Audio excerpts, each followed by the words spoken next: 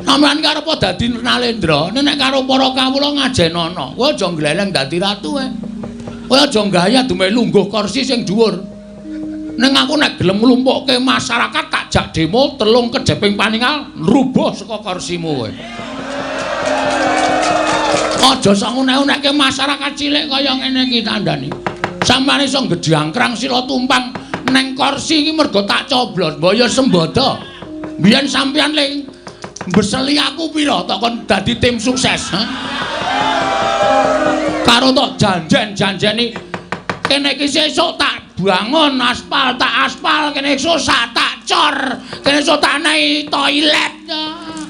Kabeh ya ming telek.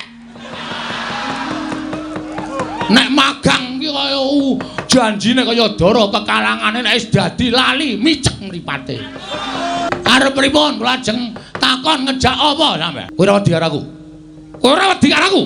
Yen nganti aku iku nesu, ana para kawan tak glandang tenggala, kowe mati. Salah, sampean salah. Salah, Mas. Pati uripe Bagong ora ning tangane Baladewa. Apa kowe ponakane sing gawe urip apa piye? Hah? Mulane aku nang ndi-ndi iki ora tau klamben, mergo aku wong ora tau wedi mati. Mati uripe manungsa iki ora gumantung karo kahanan apa wae, ning gumantung karo sing gawe urip.